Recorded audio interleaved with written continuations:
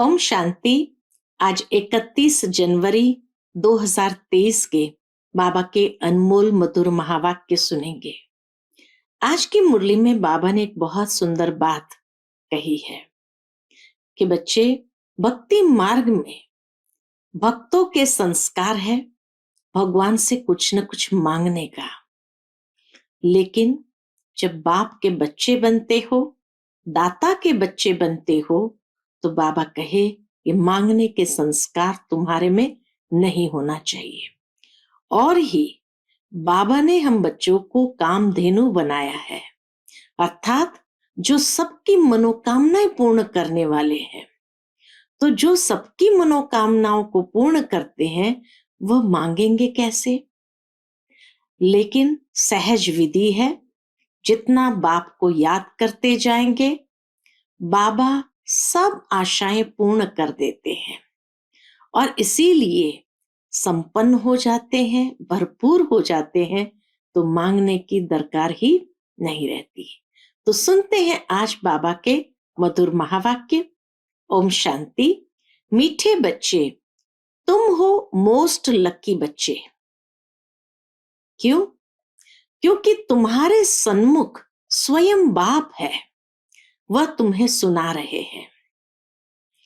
आज की मुरली से प्रश्न है, भक्ति मार्ग का कौन सा संस्कार अभी तुम बच्चों में नहीं हो सकता और क्यों?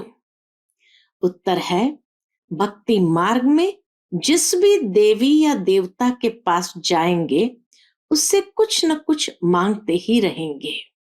किसी से धन मांगेंगे, किसी से पुत्र मांगेंगे। ये मांगने के संस्कार अभी तुम बच्चों में नहीं हो सकते, क्योंकि बाप ने संगम पर तुम्हें कामधेनु बनाया है। तुम बाप समान सबकी मनोकामनाएं पूर्ण करने वाले हो। और ही बाबा कहे तुम्हें सबकी मनोकामनाएं पूर्ण करना है। तुम स्वयं के प्रति कोई आशा रख नहीं सकते। तुम जानते हो फल देने वाला कौन है? फल देने वाला एक ही दाता बाप है, जिसे याद करने से सब प्राप्तियां हो जाती है। इसलिए मांगने के संस्कार समाप्त हो जाते हैं। आज की मुरली से पहले गीत बजा है, ओम नमः शिवाय। ओम शांति। भगवान उवाच। अब अच्छी रीति समझकर फिर समझाने के लिए एक गीता शास्त्र ही है। शास्त्र तो बनाया है मनुष्य ने, परंतु राजयोग मनुष्य नहीं सिखाते। शास्त्र भले बना दिया, लेकिन बाबा कहे उसमें वर्णवित राजयोग नहीं सिखाते। बाप कहते हैं, मैंने ही 5000 वर्ष पहले भी तुम भारतवासी सिक्की लधे बच्चों को राजयोग सिखाया था। सिक्की लधे का अर्थ तो समझाया है कि तुम ही पूरे 84 जन्म लेकर फिर आए मिले हो।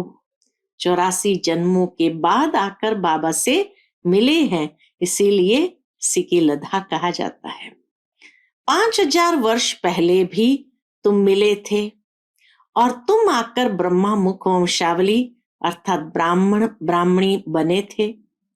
बाप डायरेक्ट बोलते हैं, वह गीता पाठी आदि यह बातें नहीं करेंगे। बाप डायरेक्ट समझा कर गए थे, फिर भक्ति मार्ग से शास्त्र बनाते हैं। अब ड्रामा पूरा होता है, फिर बाप आए हैं, कहते हैं बच्चों को। कौन से बच्चे? कहते हैं खास तुम और आम सारी दुनिया। तुम अभी सन्मुख हो, तुमको बैठ बाबा ने अपना परिचय दिया है। यह राजयोग तुमको और कोई सिखला ना सके। बाप ने ही पहले योग सिखलाया था, अब सिखला रहे हैं, जिससे तुम फिर राजाओं का राजा बनेंगे और कोई स्वर्ग का मालिक बना न सके। मैं तुम्हारा बाप आया हूं फिर से, इसलिए तुमको राजयोग सिखलाने। अच्छा, अब बाबा तुमको झाड़ पर समझाते हैं यह समझानी भी बहुत जरूरी है। इनको कल्प वृक्ष कहा जाता है। बाप कहते हैं यह मनुष्य सृष्टि रूपी झाड़ कल्प वृक्ष है। वह गीता सुनाने वाले कहेंगे भगवान ने यह कहा था। गीता में भी कल्प वृक्ष का वर्णन जरूर आता है। तो गीता पाठी कहेंगे भगवान ने कहा था, और तुम कहेंगे भगवान कह रहा है। यह है मनुष्य सृष्टि का झाड़। इसमें कोई फल फ्रूट आम आदि नहीं है। उस फल फ्रूट का झाड़ जो होता है उनका बीज नीचे, झाड़ ऊपर में होता है, लेकिन इनका बीज ऊपर और झाड़ नीचे है। कहते भी है ईश्वर ने हमको पैदा किया है। मनुष्य दुनिया में कहते हैं ईश्वर ने हमको पैदा किया है, अर्थात बाप ने बच्चे दिए हैं, बाप ने धन दिया है। बाबा आप हमारे सब दुख दूर करो, बाबा बाबा कहते रहते हैं। लक्ष्मी नारायण के आगे जाते हैं, उनसे भी मांगते हैं महालक्ष्मी हमको धन दो। ये सब मांगने के संस्कार है। जगत अम्बा से कोई पुत्र मांगेंगे तो कोई कहेंगे हमारी बीमारी दूर करो। लक्ष्मी के आगे ऐसी आशाएं नहीं रखेंगे, उनसे सिर्फ धन मांगते हैं। यह तो तुम जानते हो, जगत अम्बा सो लक्ष्मी, सो फिर 84 जन्मों का चक्र लगाकर फिर जगत अम्बा बनती है। झाड़ में देखो जगत अम्बा बैठी है, यही फिर महारानी बनेंगी जरूर। तुम बच्चे भी राजधानी में आएंगे। तुम कल्प वृक्ष के नीचे बैठे हो, संगम पर फाउंडेशन लगा रहे हो। कामधेनु के तुम बच्चे ही सबकी मनोकामनाएं पूर्ण करने वाले हो। तुम भारत माता शक्ति सेना हो। इसमें पांडव भी है। बच्चों को समझाया गया है कि याद एक बाप को ही करना है, देने वाला एक बाप है। बल तुम किसकी भी भक्ति करो, किसको भी याद करो, परंतु फल देने वाला कौन? फिर भी एक ही दाता है। वही सब कुछ देता है, सबकी मनोकामना पूर्ण करता है, भावना का भाड़ा दे देता है। भक्ति मार्ग में तुम श्री नारायण की, श्री कृष्ण की पूजा करते हो, कृष्ण को झुलाते भी हो, प्यार करते हो। उनसे तुम क्या मांगेंगे? तुम चाहते हो हम उनकी राजधानी में जाएं अथवा हमको श्री कृष्ण जैसा बच्चा मिले। गाते हैं, क्या गाते हैं मनुष्य? भजो राधे गोविंद चलो वृंदावन।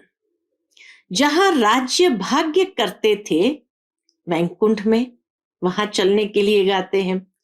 उस समय कोई भी अप्राप्ति नहीं होती। श्री कृष्ण के राज्य को याद तो बहुत करते हैं। भारत में जब श्री कृष्ण का राज्य था तो और कोई राज्य नहीं था।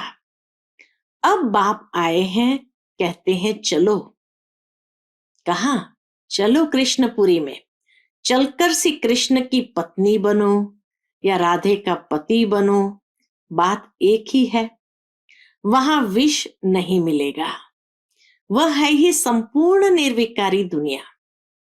अभी तुम स्टूडेंट हो, पढ़ रहे हो। क्या पढ़ाई है हमारी?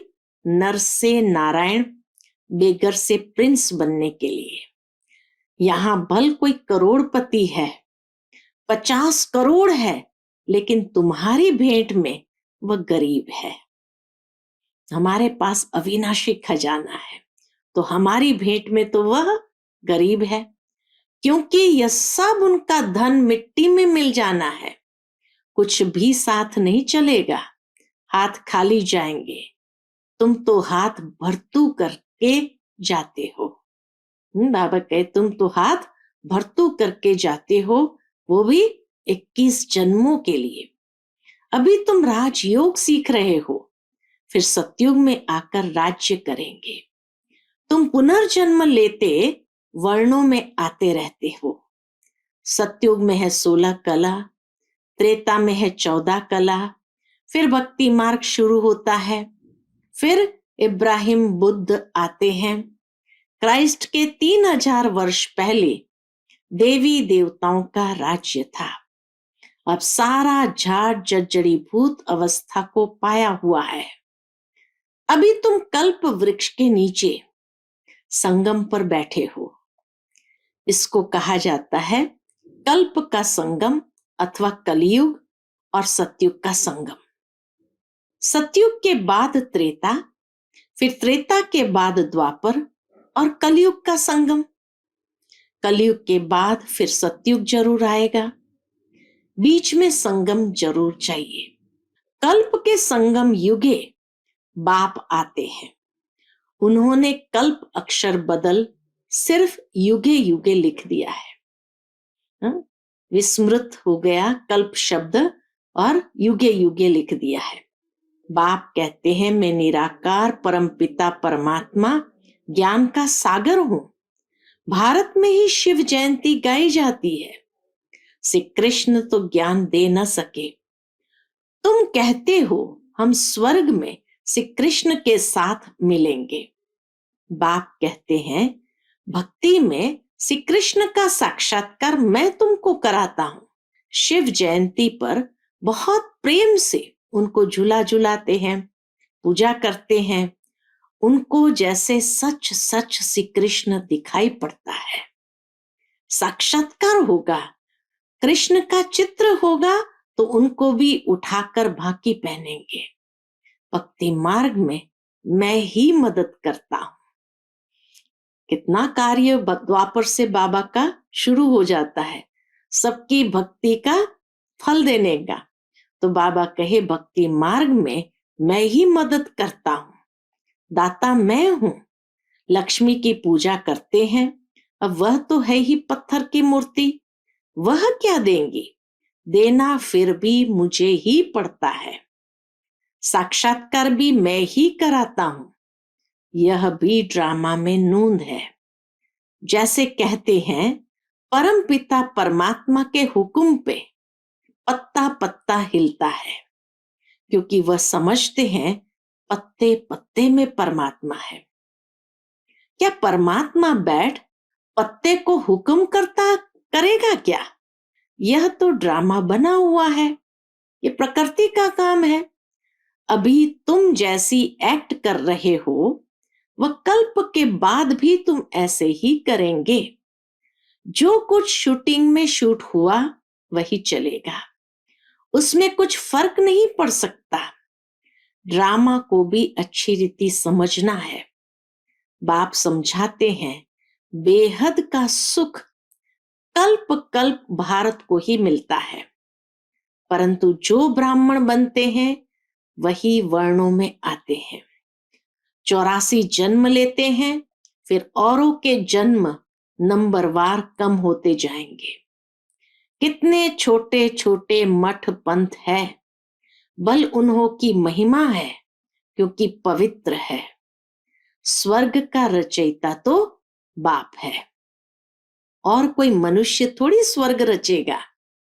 फिर राजयोग भी कोई सिखलावे, स्वर्ग रचेगा तो कोई राजयोग भी सिखलावे।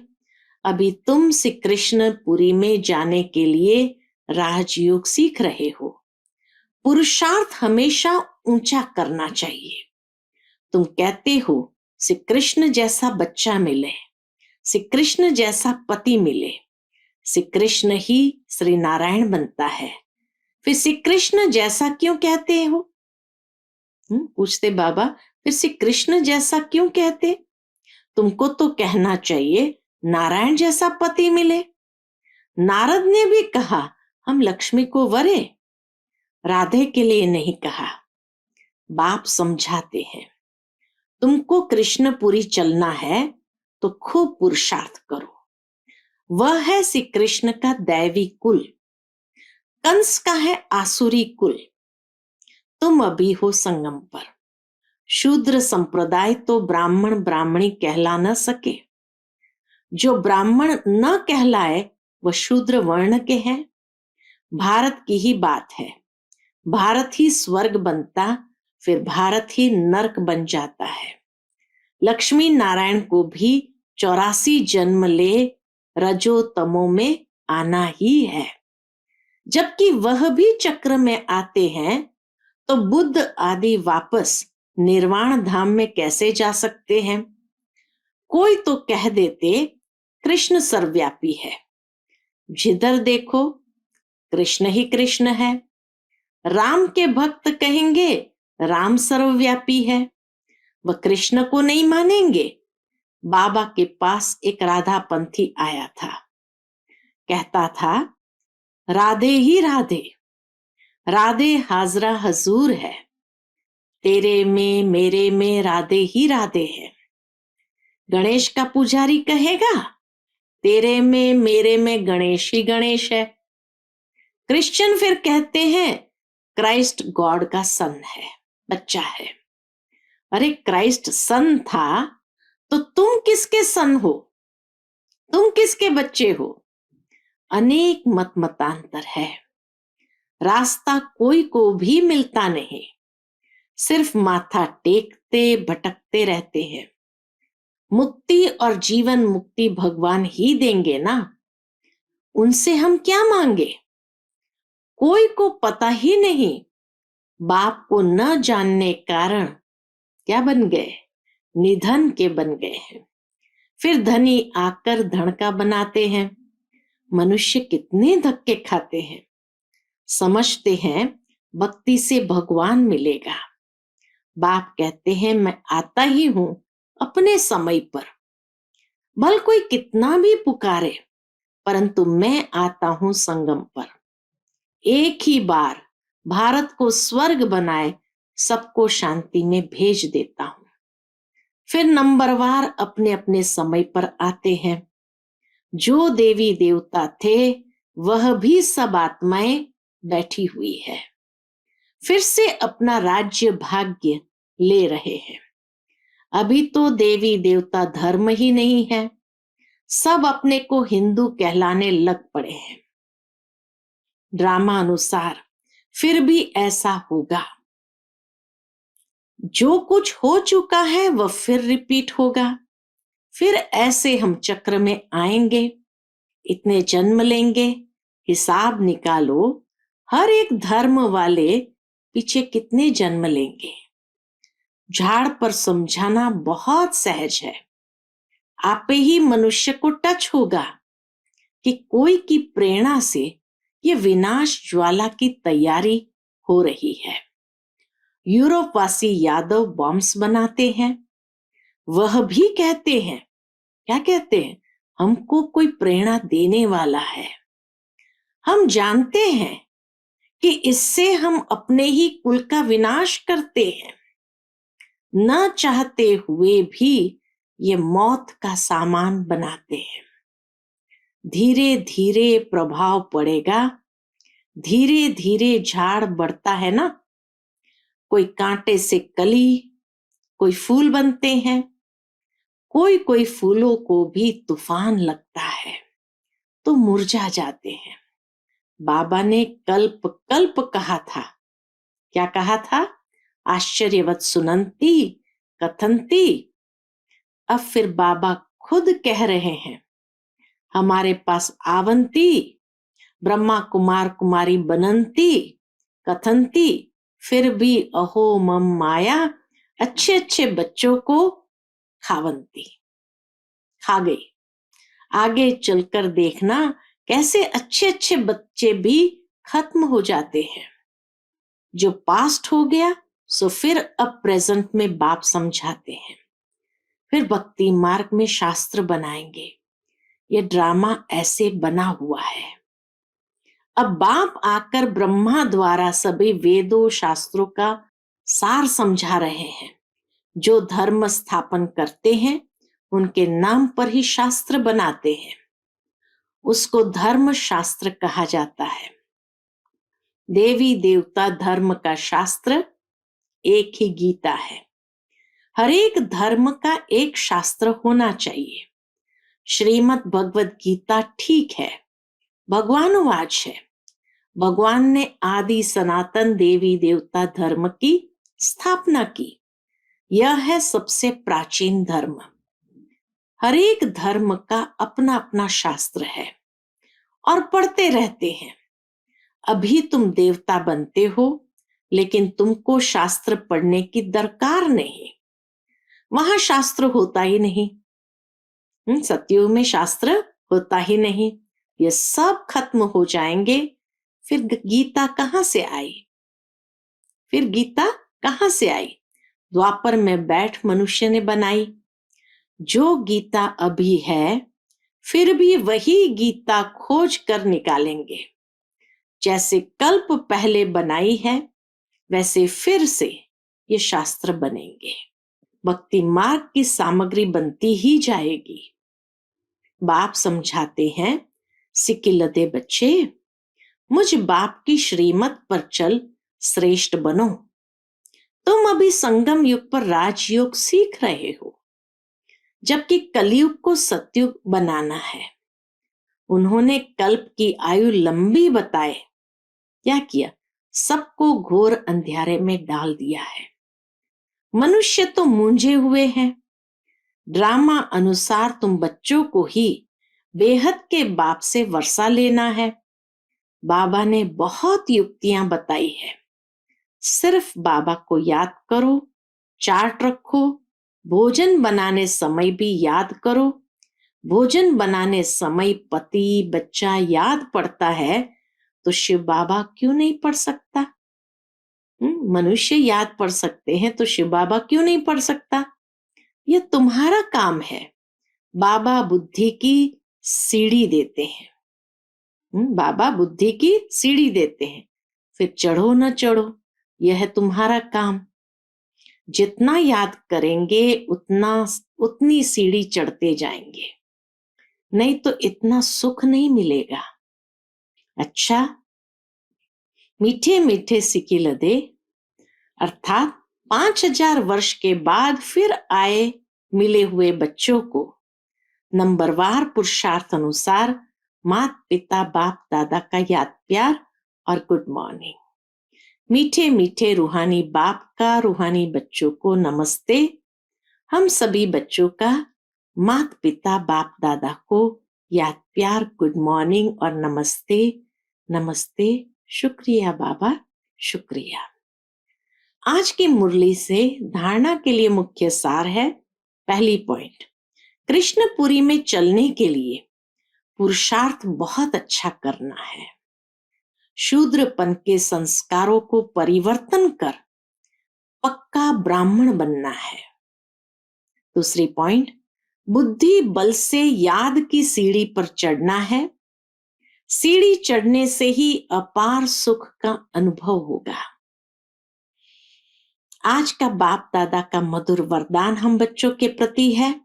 अटेंशन और चेकिंग की विधि द्वारा व्यर्थ के खाते को समाप्त करने वाले मास्टर सर्वशक्तिवान भव। अटेंशन और चेकिंग की विधि द्वारा व्यर्थ के खाते को समाप्त करने वाले मास्टर सर्वशक्तिमान भव। ब्राह्मण जीवन में व्यर्थ संकल्प, व्यर्थ बोल, व्यर्थ कर्म, बहुत समय व्यर्थ गंवा देते हैं। जितनी कमाई करनी चाहो उतनी नहीं कर सकते। व्यर्थ का खाता समर्थ बनने नहीं देता। इसलिए सदा स्मृति में रहो कि मैं मास्टर सर्वशक्तिमान हूं। शक्ति है तो जो चाहे वो कर सकते हैं। सिर्फ बार बार अटेंशन दो।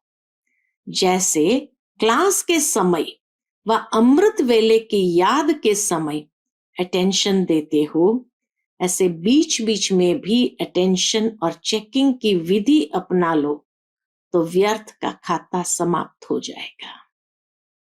आज का स्लोगन है, राज ऋषि बनना है तो ब्राह्मण आत्माओं की दुआओं से अपनी स्थिति को निर्विघ्न बनाओ।